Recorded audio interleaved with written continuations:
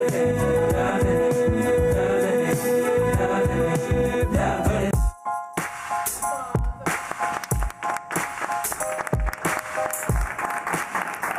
y'all? It's Monday. It's MLK Day. Happy MLK Day to everybody. Welcome to Fox Soul and more Real Talk with Mike and Donny. I'm Mike Hill, and I'm back with my co-host, y'all, Mr. Donny Harrell. Hey. What's up, player?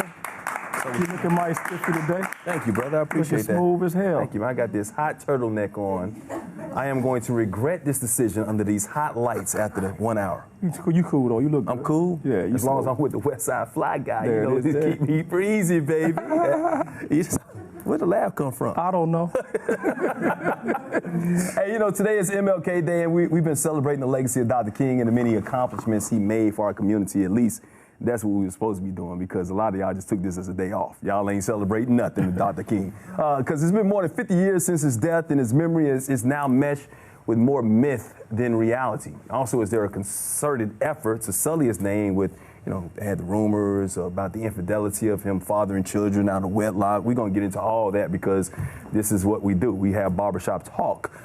Has his dream been fulfilled, or is his name just representative of a well-traveled street in every hood in America? What do you think, Donny? I think he's a great man, but I think his name just traveled through the streets of the hood right now.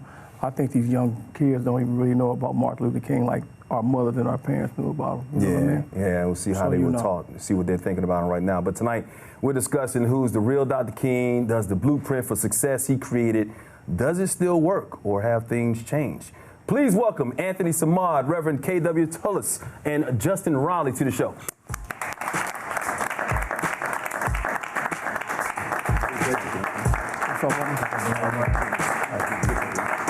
How you doing? All right.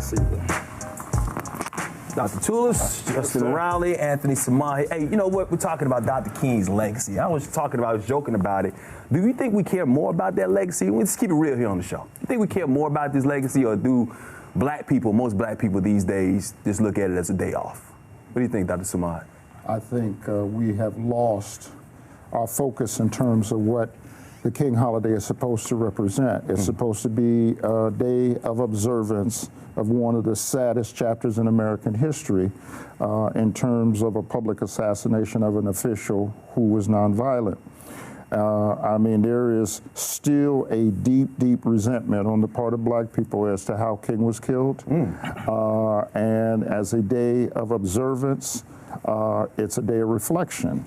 I don't think the holiday was ever meant to be a day of parades and a day of festivals and those types of things. If anything, a day of service. And so I think we've lost our way on that. So how do you feel when you see the parades out there and whatnot? Are we honoring his legacy the right way? Let me say that I appreciate everything that King stands for, based on me being a preacher and seeing the work that he's done over the period of time. I do believe that the day has been watered down, commercialized, like any other holiday. But at the end, I think, you know, some people have problems with parades. In our community here in Los Angeles, the King Parade is probably one of the largest gatherings of African Americans ever within our city on this one particular day. I just think we need to continue to build and really capitalize on the message of King, really sharing with the community the importance of what King means to us. This is the only holiday that we have that's, you know, celebrating a black man, better yet a black preacher, better yet a person that literally, you know, changed the face of America, helped change the face of America. So, yeah, I do believe it's been watered down, but I mean, at the end of the day, it's up to us as a community to continue to share that message with the proper perspective of who King really was. You're right. I want to ask Dr. Samad something. Dr. Samad, do you think that our generation has the same respect that our mother and our parents had? Well, respect is a relative term because young folk look at respect different than our generation. You know, to them, respect is, you know, stepping on a shoe or, you know, not brushing past them and not saying, excuse me. Our parents were connected, and our generation was connected in a way because we lived during that period. If you were born after '69, you don't have that same connection. And I was talking in the green room. I said, go home and ask your parents or your grandparents to tell you what happened the day King died. They still can't talk about it. Right. Black people can't talk about it, and white people won't talk about it. So they have kind of put a different spin on it. Well, we should embrace the dream. Well, King wasn't a dreamer. The King of '68 was not the King of '63. And he was focusing on economic subjugation. He was focusing on poverty. And so I don't think our current generations, the millennials and Gen Zers, really understand the magnitude of how he influenced the society. Yeah, because I don't. You know what I mean? Because me being born after the years you said that, I really don't really identify with that. I identify with Malcolm X and by any means necessary, and let's get this money and things of that nature. Like, I really don't identify with Dr. King. Even though he was a great man, I just really don't identify with him. Well, that's so what you're saying. As the millennial on the panel, I think we have to look at it both ways. It's not necessarily a lack of respect, but as you pointed to, being distant from something. And if you don't have the experience of firsthand knowing what that looks like, you are dependent upon the stories of your parents or grandparents to give that to you. And we were talking in the green room as well, is that sometimes within our own family situations, we don't necessarily give the insight and the depth of those conversations when it comes to history, because as you said, Doc, sometimes that is traumatic. And bringing up a day of mourning, which is so devastating and brings back haunting memories for a lot of people, to sit down with your grandchildren or your nieces, your nephews, and really explain that. Sometimes you don't want to open that can. So while, yes, it may seem there's a disconnect from Dr. King's legacy from the youth, I think it's a combination of both, having to kind of sit down and meet at the table, and having individuals like me and my generation to sit down with the grandparents, uncles, aunts, and be like, can we really sit and talk about what this was like on that day? And once we can kind of unify those conversations between our own familial bonds, I think we can strengthen the bond between not only our own families and generations, but also, you know, with the great men like Dr. King. Isn't it necessary to have those conversations? I mean, some conversations are going to be uncomfortable to deal with, but they're necessary to have. I think one of the other concerns that we might have is, you know, it's generational. Within the realm of saying that our generation now, we are comfortable. I mean, we didn't have to really fight for against, you know, segregation and for the rights that many in the past have fought for. And we're still fighting though, bro. Listen, I fight every day. Yeah, we just don't have the water hoses being turned on. But let me say this to you. A lot of us have become comfortable. We've become comfortable in our settings, within our economic status. And at the end, I believe, again, we have to really start having these conversations of what's really plaguing our community. We're dealing with so much within our community, but it's been kind of watered down, and it's been kind of erased and evaporated on the basis of our comfortability. We don't see people out in the street as we once did. We don't see people moving towards some of the, you know, concerns of social justice, cops killing our African American kids. We're not mobilized. A lot of us are. We're just concerned. We're comfortable. I got to push back a little bit, because I still see a lot of that today when it comes to police brutality and the protests that we have. I still think there's a whole woke movement. It's a different type of movement right now. We're going to get more into that a little bit later. But you talk about being comfortable. We fought hard for the right to have this holiday. I remember back in the day, before the holidays was nationwide, people would turn their lights on in their cars to kind of remind people it was Dr. King's birthday on the 15th.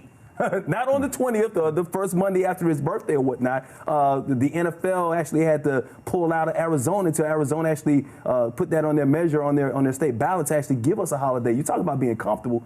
I think sometimes, man, as a people, especially the millennials, not blaming all of them, we downright disrespectful when it comes to this man's name and his holiday. I saw a flyer over the weekend. I don't know if y'all saw this on Instagram. Flyers for parties for MLK holiday, and here's one of them. You got MLK wearing chains, women twerking in front of him, holding guns, whatnot. You know, you see things like that. To me, that's disrespectful. That is disrespectful. That's disrespectful. That's beyond disrespectful. Well, let me say this.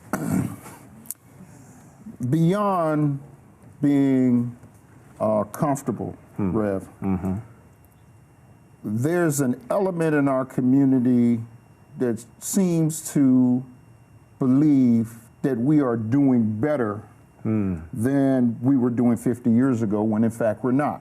Poverty level is worse than it was 50 years ago. Wealth is worse than it was 50 years ago. The black community is actually living in a state of retrogression. It's called racial retrogression, where we're living in the same period that we were living in the 1920s. We don't have the same legal conflicts in terms of segregation, but the segregation is not de jure, the segregation is de facto.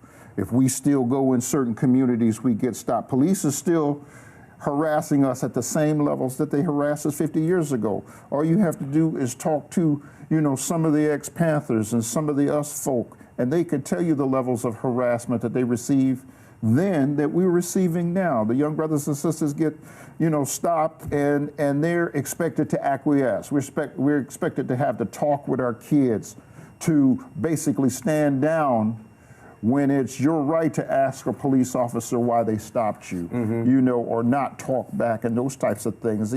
That type of repression, when you see young folk act out, eventually that's the same thing that happened when King was alive, in 63 in Birmingham and 65 in Selma. The prior generation told them, don't talk back, don't say nothing. And John Lewis and them said, no, we're going to talk back, And so every generation has to speak for themselves. And we can't speak for young people any more than the generation ahead of us could speak for us. Let me ask this young millennial something. When you see the guys with the tattoos and the images and that MOK engraved in their hair, what do you think about that? You think that's paying homage, or you think that's being disrespectful? I think it depends on the why behind the reason they're doing it. If you're putting an image of MLK in your head just because you want to put it on the gram and throw something on your story and say, look, I'm representing Dr. King's legacy, at that point we need to have a conversation. But if you're doing something intentionally, there's a lot of athletes out here who have prominent black figures tatted on their bodies. My question is the why behind your doing it. Right. Are you doing it just to show I'm a part of this legacy, I feel for this? But if our actions aren't matching what we're saying, what we're doing as far as the art on our body or the art in our hair, that's when my question is concerned. So I'm not necessarily upset by the tattoos, by the hair designs. My question is the why. Now that flyer, that goes beyond a whole nother level than just tattooing. That's just straight ignorant, man. It makes us look bad as a people sometimes. You guys remember that cartoon, The Boondocks? Y'all remember that? Anybody remember that? One of my favorite episodes. You remember The Boondocks? Yeah, I remember The Boondocks. One of my favorite episodes was Return of the King, and in it was a depiction of King got shot, but he didn't die. He was in a coma for almost 40 years, and then when he came out of the coma, he saw how black people were acting now. And a lot of times the black people were acting really ignorant, selfish, doing crazy things or whatever, and he was just kind of out of touch. So he had he stood up in front of this big session, and this is one of my favorite parts, where he saw them acting crazy, and he said, "You mean to tell me I got my ass whooped all these years for you ignorant, shiftless niggas?" You know what I mean? Exactly. He spoke out about that type of stuff. So if King, I know he's 90, he'd be 91 years old if he was still alive, how do you think he would react to see something? You're a historian. How do you think he would react seeing how we have come as a people, how far we've come, or how far we've regressed as a people? Well, there are elements of our society that we thought we would never see, like a black president. I'm sure he would have been proud of that. And basically, not enough folk give Jesse Jackson credit for Barack Obama's election, and Jesse is a direct descendant of King. But when Jesse ran in '88, when he lost, one of the things he was able to negotiate was a proportional delegation system as opposed to a winner-take-all. That's what allowed Barack Obama to get the nomination, as he was able to get delegates from states in which he actually lost. A lot of people don't remember Hillary won the last 12 states, but he had such a lead, she was never able to catch him. And so the reason that... But let's keep it real. Jesse also said, I want to cut his balls off, too, now. Like, so Well, I mean, that's just a little hateration. You should do a show on hateration in our community. We're going to be real. Like I said, we're keep it real.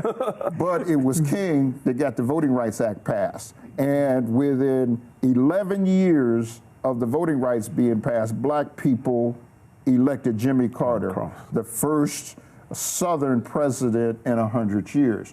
And so, you know, King had his fingerprints all over that, so that he could take credit for.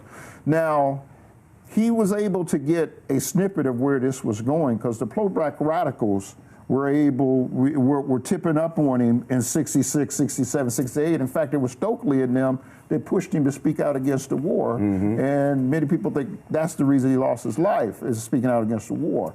And so he's seen some of the irreverence when we started talking black power and when Stokely stood right next to him and said, well, I don't agree with what he says. He said, we not, you know, taking no more ass whoopings. Right. That kind of thing. So King kind of saw that coming, but that's 3 generations, okay, almost. So if King was 91 today, he would see an evolution. He would not have the influence because we basically use martyrism as a way to elevate folk. Right. There was an article that I shared with Reverend Tullis that at the time of King's death, 65% of white liberals saw King disfavorably. That was in the Washington Post last week, you know. And so we have to remember he wasn't a populist by any means necessary. No, not at all. Yeah. Now he's revered now, much like Muhammad Ali was back in the day as well. And not only that, I mean, no, I'm letting you say. I was going to just share also, I mean, even in the African American community when he died, I mean, he wasn't as popular as, I think I read one story saying there was 70% of African Americans did not agree with King, you know, the nonviolence. The nonviolence. So at the end of the day, you know, why is that? Well, I mean, we all have difference of opinion. I mean, as you just shared earlier, I mean, you was more of a Malcolm guy than a King guy. Exactly. Therefore, and there's always some skews within stories. You always hear stories in our communities in reference to it. Some people wanted to play safe. Some people, especially in the church, you know, the church where King began to organize. I mean, it was people within the church that put him out of the convention because they did not want to hear the politics of, you know, us being inclusive as a community. Right. You know, so it was the church that put him out, and that's where you have the birth of the progressive conventions and things of that matter. That's one of the most suppressed stories in our history, is that the National Baptist Ministers Conference expelled King over him continuing to push nonviolence in the South. That's you're talking about what we heard back in the day. We had Martin Luther King. Only time we talk about Black history was in February, and we heard about Martin Luther King and Coretta Scott King, and you know that was it. We didn't hear about the Malcolm X's of the world. So I think some of the reasons is because of the whole disrespect now, or what now you might not appreciate King the way we used to growing up, is because you now know about other people coming up. And we don't really celebrate Black History Month anymore in our schools. I mean, and so that's another concern that, you know, we need to start talking about, is making sure our month is celebrated. The educational component is the thing that continues to ring around this entire conversation. Is if you look back in the community then, and Doctor, you know, growing up at this time, there was more of a sense of leadership within the community and gathering, the elders gathering young folk. And like, look, this is what you need to know, this you need to understand, preserve your history, respect your history. And if you look around us now, we're very fragmented in that sense, where, you know, some will look at it as disrespect, which and part of it is true, but there's also this lack of leadership amongst us all to be able to gather and corral and say, let's look and understand the various leaders within our community, how far we've come, how far we haven't come, and how can we continue to work together. And that narrative of fragmentation has continued to perpetuate itself over time. Don't you think the leaders are more divided now? Absolutely, and that's and what's a frustrating thing for me that no one really talks about today with social media and everyone having the ability to give their opinions so quickly without necessarily settling in their emotions.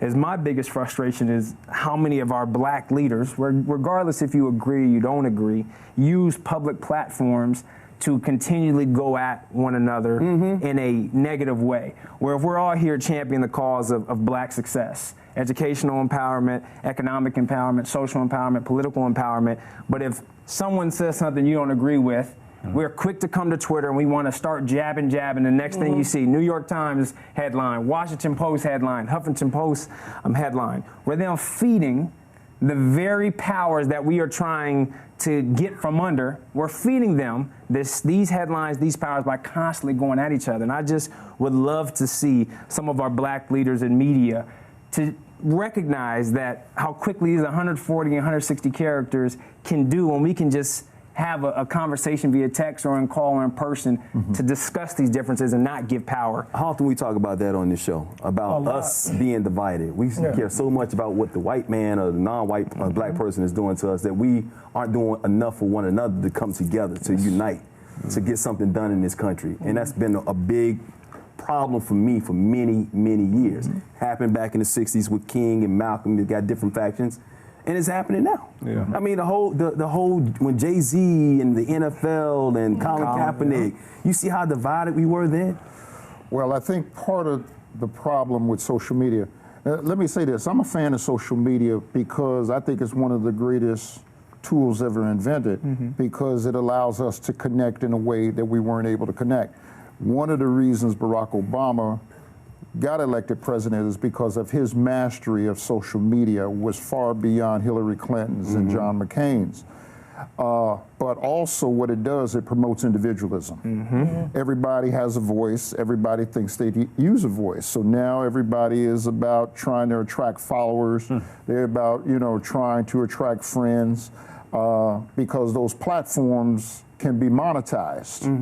And so now people do crazy stuff, fight, online. You want to say reckless stuff just to get attention. Just to get attention. And even some of the athletes are doing it. You know, I mean, you see a brother mess up a $20 million contract over a tweet, Antonio Brown. I mean, just over nonsense. And so all platforms have to be used responsibly, but then you still have those censors out there. If you start talking too black, you get put in Facebook jail and all that other kind of stuff. They allow the nonsense to circulate, but if you try to circulate something, consciousness, like this year, I got called out in Sacramento because I post anti-racist articles. Anti-racist articles are articles on the subject of racism or racial hypocrisy. And so we go up there to get a grant, Sacramento, big old article in one of the Sacramento papers. Diamond Lee Institute director promotes racist tweets.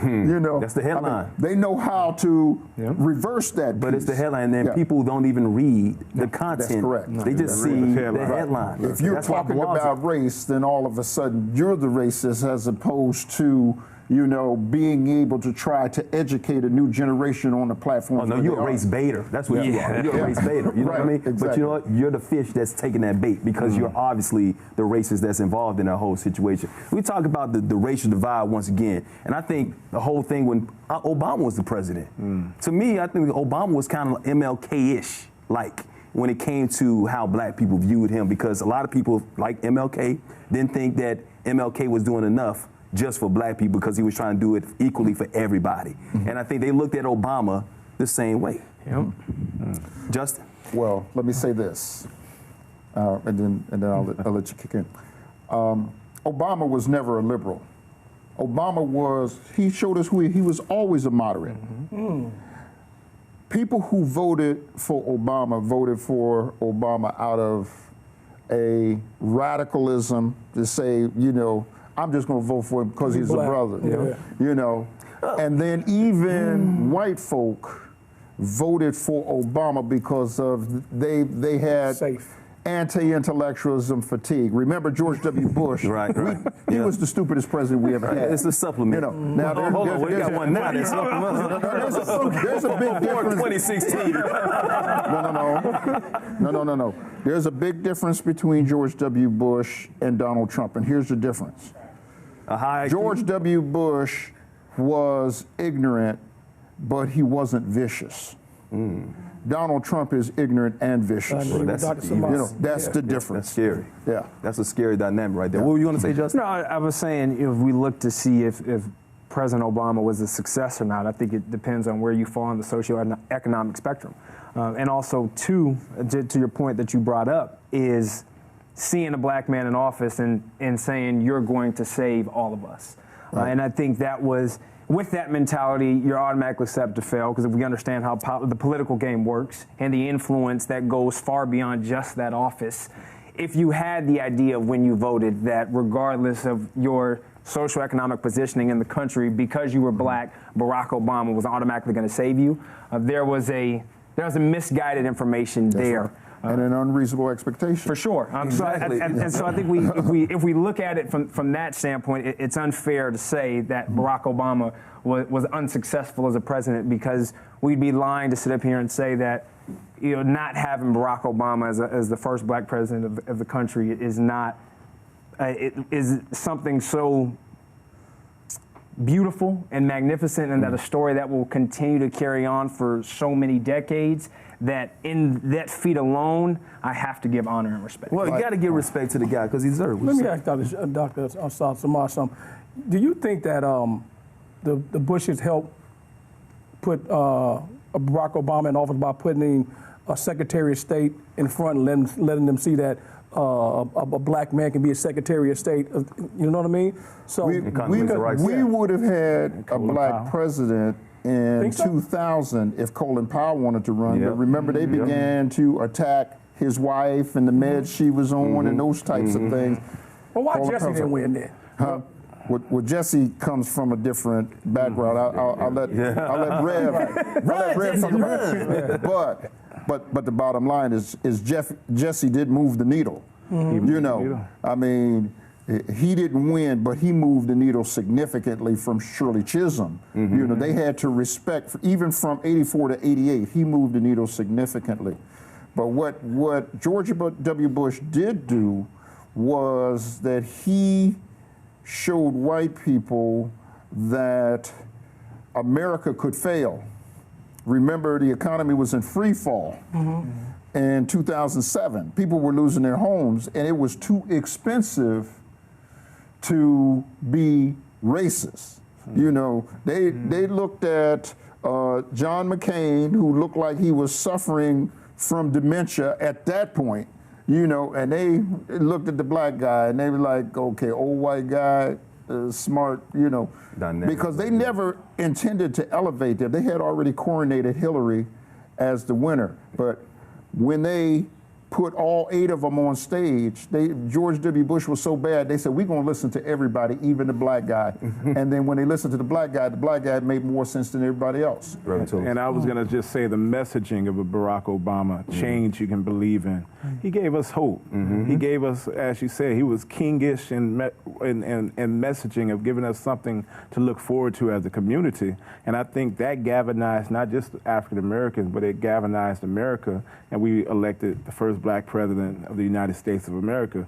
And I think, like many of us, I mean, we miss seeing that wonderful family in the White House. I know, right? Yeah. It seems like it's been 40 years instead of just 40 years, to be quite honest with you. I don't want to get too far off the topic of King, though. When we talk about the nonviolent protests, whatnot, back in the 60s, what he believed in, and you mentioned he kind of started changing near his death or whatnot, but he was still preaching nonviolence. You think that type of protest could still move the needle now? And you shake your head, but I'm going to give you an example of a nonviolent protest that moved the needle. That's probably the most talked about civil rights act over the last 3 or 4 years. Colin Kaepernick. Colin Kaepernick. That was peaceful. Yeah. That was peaceful. I agree. It was just loud because other people made it loud and made it something it wasn't. So I'll ask a question again. Do you think peaceful protests, King's thoughts, would work in today's society if we were trying to get something changed? Let me say this. Watching peaceful protest marches is like watching reruns on television. You know, white folks say, okay, this is where they're going to kneel and pray. Okay, this is where they're going to stand up and shout, you know. And we've seen it. We've seen it at the police commission. Folk have gone down to the police commission like 72 straight weeks and protest, and nothing has changed, you know. And we live in a city that has the most vicious police department in the history of law enforcement right here in Los Angeles. That's documented. And so we have to be strategic. We have to be, I mean, I think we should speak with our money. We can't continue to contribute to causes and to systems that compromise us. We can't continue to participate in our own compromise, which we do. You know, you do a show on Christmas, and I'll give you a whole bunch of examples on that one. He hates it when I talk about that, but you know. But the bottom line is, holidays are created to infuse capital into an American society, like a spinning top. That's what it is. If we don't have a holiday, then the economy will collapse. So every other month, they create something in which you got to spend your money on, which contributes to our own compromise, because it keeps us further behind. Black people will go in debt over a holiday, no matter what holiday. You can point to any of them, you know, and we just can't continue to contribute to our own compromise. Reverend, Yes, let me ask sir. you a question, since you're in the peace and everything. Very Do you much think so. do you think black people, we are too forgiving as a race, man? Well, let me say this to you. As a Christian, you know, the Bible teaches us forgiveness is something that I need to have in my repertoire. I need to learn how to forgive as God forgave me. At the end of the day, we interpret the scriptures differently. Like, for instance, you say turn the other cheek. I might read turn the other cheek red. You know, the reality is, but at the end of the day, me as a young 42-year-old young man that's from the neighborhood, I believe I have to defend myself when I have to defend myself. There you go. You know, and at the end, we have to be smart in all that we do. I believe the forgiveness factor is missing, and I believe that people within the community should forgive under a certain extent. But at the end, you know, we as a community, I believe we are a forgiving people, and we've been forgiving people a long time. I mean, if we go back, it was 400 years that we came here on, you know, from Africa.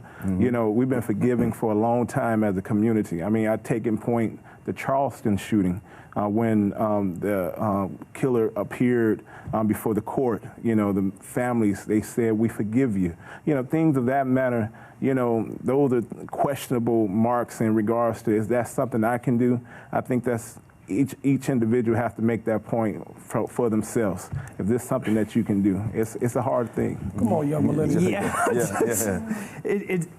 It frustrates me because at some point, while I respect and understand nonviolence and continuing to forgive, you can only get socked and punched so many times before you break. It's just psychology. Let's just look at the psychology behind it all.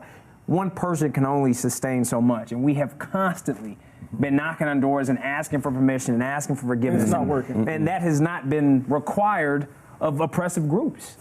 So for us to just continue to sit back and say, well, this is what the scripture tells us, or this is what the teaching tells us, to me, if that same message is not being required of oppressive groups, to be a member of an oppressed group and say, well, we have to continue to do that, frustrates me. And even if we look at the recent case of the Botham Jean killing, when that verdict came down, and the black judge, you know, gave this woman a hug. And, you know, I don't know the judge's heart, but if there was a white judge, had that been flipped, a white judge, a black killer, would that judge have ever stepped off that bench and gave a hug to a black? Not. The history tells us no. Absolutely not. And so to see that, we say, oh, that's compassionate, and on a human level, I can understand that. But the visual aid and the messaging, again, that's not required of the other group, and we will never see it. So to continue to say, like, we're just going to sit patiently and keep asking, I get frustrated with that. Really, really frustrated. And at some point, I don't think that works. I want to ask the Reverend one more thing. I believe in the Old Testament. Why you don't believe in the Old Testament? I believe in eye for an eye and tooth for a tooth. Why, as a Reverend, you don't believe in the Old Testament? I believe in the Old and the New Testament. Okay. And I do believe, again, you know, there's nothing new under the sun. That's what the scripture tell you too, since you want to quote stuff. I'm just telling you. But within the realm of that, I believe history has shown us the mark. Violence is going to bring violence. You know, love is going to bring love. You know, and so therefore, I do understand what my brother said. Yeah. You know, you can clap all you want, but at the end of the day, it's still. That we disagree. If we keep on letting them run all over us, we're not going to do it. When you seen America bomb when Iran bombed that, you see what Trump did. He hit them right back. So we have to stand up and do a little more for our Eye people. for eye, tooth for yeah, tooth. a tie for an eye, because I think we just keep on saying, oh, no, we just let them keep running over us. We just going to keep on getting our ass kicked. What do you That's want them to do? believe. What do you want them to do? And I want to be clear in this statement is that I'm not in any way, shape, or form promoting violence. And I think sometimes you either say you're nonviolent or you're violent, and we put it as black or white, and and that's not the case. But to sit passively and to say we're going to just forgive, and at some point you got to just throw a little bit of aggression, and that's, I think, the balance that we're looking to strike. It is not necessarily an eye for an eye, tooth for a tooth, but That's what I believe. Yeah, but there's got to be a middle ground somewhere. You gotta let them know you ain't gonna hit me one more time. Can I say this? Yeah, I got biblical principles. But I also got mama principle too. My mama tell me somebody hit you in the mouth, you better get up and hit them back. Right. You know, so within the realm of that, you know, so I do have, so there's a balance in my life as a preacher, as a pastor. There is a balance in my life. You ain't just hit me and just think you're gonna get away with it, and you can be around my presence. I think we have to look at the truest context of religions, and not just Christianity, but all religions. You know, I saw a quote once, and I don't know if it's attributed to her. She may not have been the first to say it, Erica Badu. And she said, a religion that teaches you to love your enemies was created by your enemy. And Malcolm said it like this, that we make it hard on ourselves with the sweet talk. You know, and I've seen it in meetings where when the ecumenical alliances get around the police chief and, you know, instead of telling them what we should tell them, you know, everybody want to put a hand on his shoulder and say, okay. And this is part of our retrogression, is that we don't recognize that our oppressor is not changing their tactics. They're just using a different kind of spin. They're using all of the new tools that we're using to mobilize each other, but they're still using the methods that they've always used as a form of social control. You think that the other way will make them change their minds, though? Imprisonment, you know, arresting young brothers and sisters for nonviolent crimes, for tickets and those kinds of things, for failures to appear. They're using jail as a form of social control. Right. Even to the point of where they have no place else to put them. They still don't want to let them out. You know, and so when you use incarceration as a form of social control, that's no different than the peonage system that was used 100 years ago, or the prison leasing system that was used 100 years ago, which now prisons do much more than license plates. They create everything under the sun. We have to recognize that at some point in time, if they think that we are going to respond, and, you know, there were groups in the South like Deacons for the Defense that we never heard of.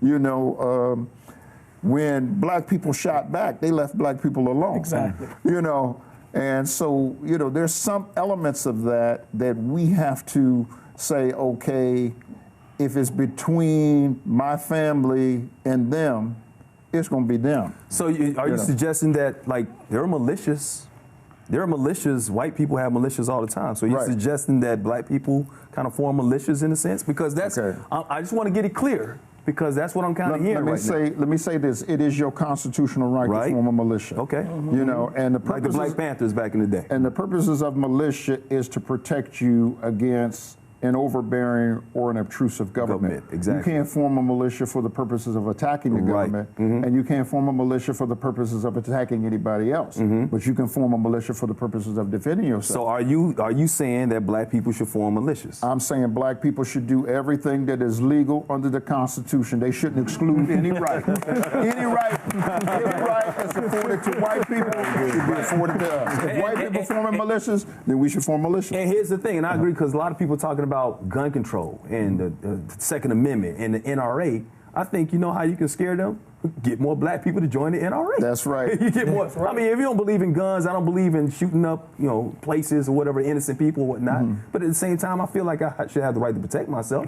And if they can get a gun, I should be able to get a gun. The safest communities for black people in America are rural communities where everybody got a gun. When everybody has to, you know which state has the lowest crime rate? Which one? Texas. Texas. You know why? Everybody Because carried open right. carry Open is the carry. law. Here's the and thing. when everybody's strapped, everybody's real polite. Excuse me? No, excuse me. When everybody got a gun, everybody real polite. Everybody's polite until the white man can shoot that gun and get away with it because it's like in certain states. Florida has what's the Stand your ground. Yeah. It don't apply to us a lot of times. Yeah. Stand your ground unless you're brown. That's what I call it. You know what I mean? Well, so sometimes the laws. But that's where our fight is now. Okay. That's where our fight is. In those laws that allow stand your ground, one sister got 20 years for shooting a gun in the ceiling. Yes. Those are our fights now. No longer can we allow them to, have gun buyback programs because the only time they have gun buyback programs are in our community. Gil Scott said, when the other man give up theirs, I give up mine. If they ain't giving up no guns, then why should we give up guns? That's right. So we can't allow this slippery slope to say the best black is an unarmed black. But whites can walk through Walmart, with rifles and automatic weaponry and not get stopped. Well, look at the rally that was happening today in Virginia. Yep. There was the open carry. Our weapons are at stake, and here you have these group of white men carrying full automatic rifles in the middle of the street. Let that be a group of brothers. There's no way in hell. The majority obviously were white, but there were some black people there. And actually, they interviewed somebody on CNN basically saying the same thing. If they can carry, I should be able to carry. I want to have my rights. The only difference is, like you mentioned, the laws are just different for us. You walk down the street, man, we're going to be marching next week because somebody got killed, because he was marching down the street with a gun, because the police thought he was violent. They view us differently. How do we change that part of it? How do we get that dream? Because I'm pretty sure that even though MLK was nonviolent, Malcolm was a little bit more, by any means necessary, I still think that because these laws have not changed for us when it comes to us being able to have the same type of rights that other people have, we're still behind the 8 ball. Part of that is the globalization of our industry that has come out of the 90s, the thug persona that all blacks are hostile. What did they say about Princess Meghan the other day? They said that she was too uppity. Anybody who stands for themselves and who presents themselves in an intelligent manner has to push against a stereotype that others have accepted of us, of being less civil, less intelligent, and those types of things. Now, if we want to teach our young people anything, if we want to use King's Holiday as a day of teaching, then instead of parading and acting out, that should be a day of observation and knowledge exchange. We say, okay, look, this is the history. This is why you have to act in a certain way. This is why you have to dress in a certain way. Yes, you can be an individual. You can be freestyling, as we call it. But the bottom line is that it has a reflection on all of us. And, when our parents came out, they used to say, don't act a fool because you was a reflection on your race. Well, that still applies. Even though we don't see it that way, others see it that way. And now it's not just white people. It's Indians and Asians and other folk who are now coming into America, and they have seen this imagery of us on old TV, the reruns of shows from 20 and 30 years ago, and they think that's who we are. And when they run up against something that's different, then it takes them off page. Yeah. Do you think certain people, including us, are kind of tarnishing King's legacy when it comes to some of the flaws that he may have had when he was coming up with the infidelity and maybe a baby out of wedlock, things like that? Do you think he's being tarnished a little bit? Let me say this. First of all, nobody's perfect. And I think that's one of the things that King, he was perfect in his ways of fighting for social justice, but nobody's perfect all in all. I think sometimes we tend to focus on the wrong stuff, and I think, that's probably one of the problems we have with, King Day, not really celebrating the magnitude of what King Day is all about. But at the end of the day, King was a human and a man just like all of us. And, there are people that's going to capitalize and sell stories and come up with so many different, stories about his ways and things of that matter. It's no secret, but the bottom line is King was a great man to our community. Yeah, well, and that's what we do sometimes. Give it up for that. He was a great man. Yeah. It's almost like we got to be perfect. If you're a black leader, you got to be perfect. You can't have any flaws, especially in this social media day, where other people can kind of get away with it and have the, the retribution or the comeback or whatnot. There really ain't a lot of comeback for black folks when they're in that position. Man. But what I would also say to that is we help perpetuate that too. Look at cancel culture.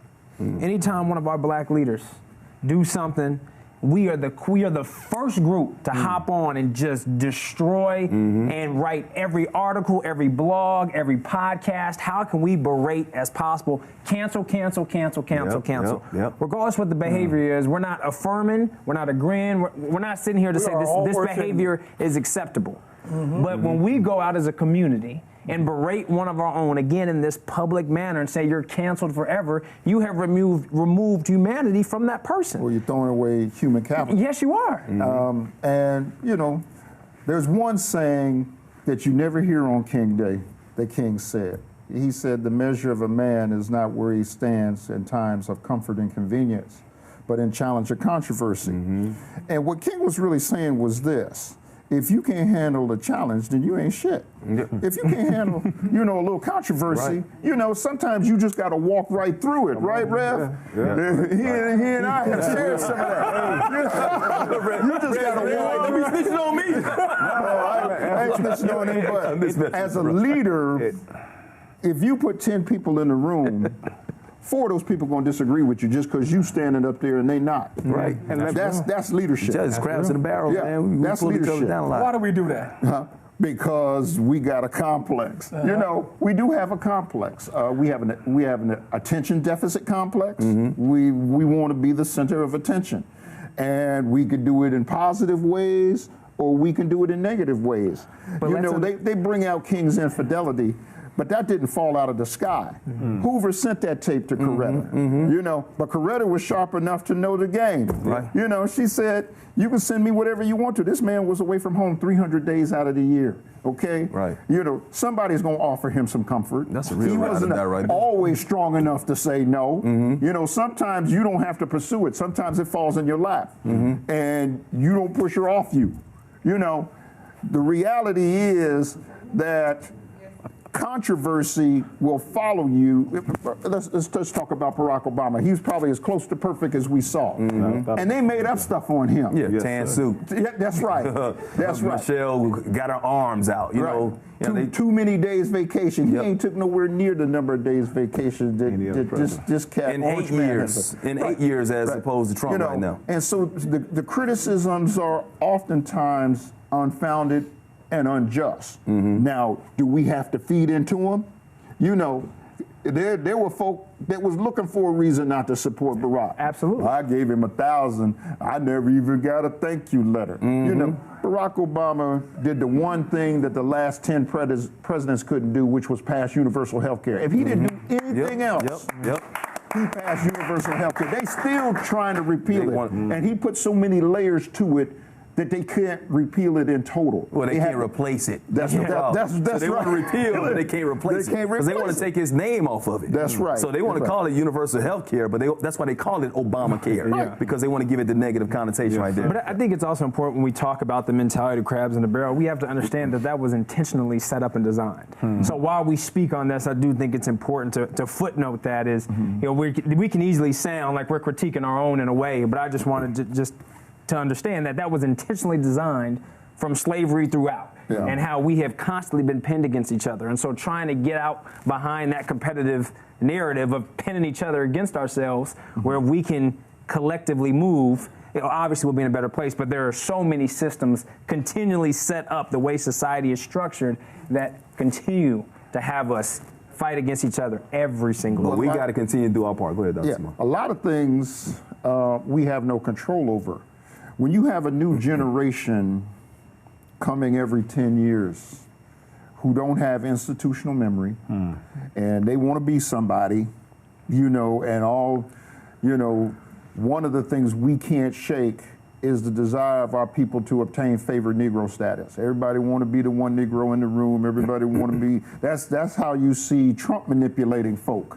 He bring that one person in the circle, and now they got favored Negro status, and they think that they could talk for black people. Right. That's what's disappointed us about Ben Carson, because we had real love for Ben Carson. He's a brilliant cat. Okay. But he don't know nothing about housing. Okay. Exactly. Right. He's a brain. Put him in place. He's wallpaper. That's what they do. And so we're able to manipulate folk and pit them against each other generationally, and somebody plant a seed in your ear, don't listen to this old head, and then they plant a seed in his ear, don't listen to this old head.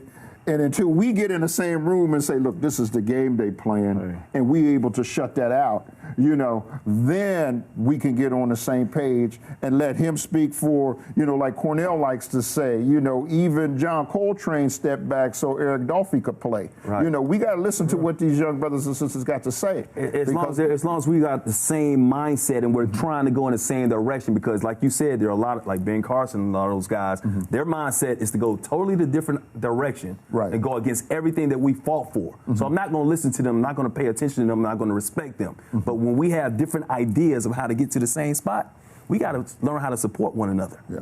You know what I mean? We got to learn how to support one another, and we don't do that. Before we let you go, you guys are all doing great things in the community right now. What are you doing as far as like King's legacy? What part of King's legacy is inside of you, and how do you bring that to light every day? Well, we're working on, at the Mervyn Donnelly Institute at Cal State Dominguez Hills, we're working on building a digital archive to create institutional memory for our community, because our community is losing institutional memory fast.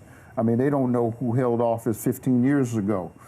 This year was the 50th anniversary of the first black that was elected mayor west of the Mississippi. When you ask folk who that was, they either tell you Tom Bradley or they can't tell you at all. Tom Bradley wasn't elected until 1973. The gentleman's name is Douglas Dollarhide. He was elected the first black mayor of Compton when Compton was white.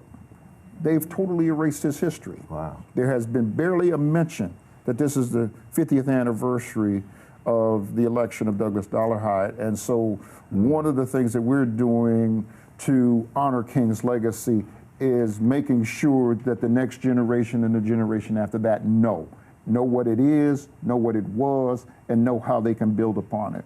All right, Reb. As president of the Baptist Ministers Conference, the largest ministers group here in Los Angeles, one of the things I'm doing is I'm organizing the church. I'm spending a lot of time educating the church on many of the issues that our community is facing, from housing to, to all the various other issues that we're facing in our community. So I believe in organizing the church around, education, voter education, things of that matter. So that's how I'm going to continue to honor his legacy this year. Is I'm focusing on getting the churches to get beyond the walls, in the streets, marching, turning that other cheek. I heard the Reverend cadence come out of him. Didn't y'all hear that Reverend come out of him? Bless you, bro. As the preacher of this church, go ahead, sir. And I returned back to my alma mater, Chapman University. I went back with a specific focus to work on the black student success on our campus. It was a long, underperforming group on campus, and there's constantly been struggles with the black student population and the university at large. And I just took the initiative of leaving a career path I was already in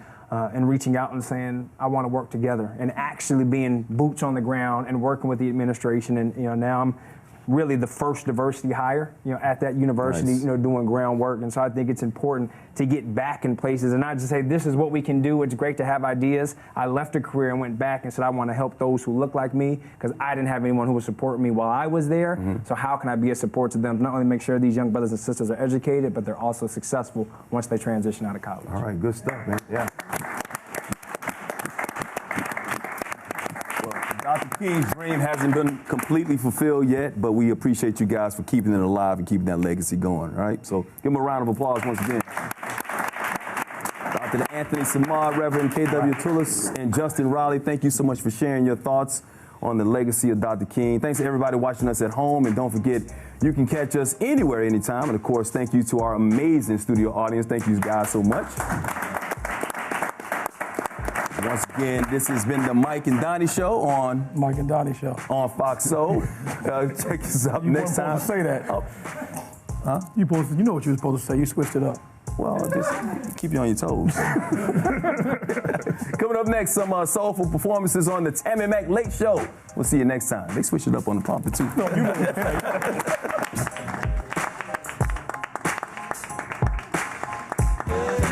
know.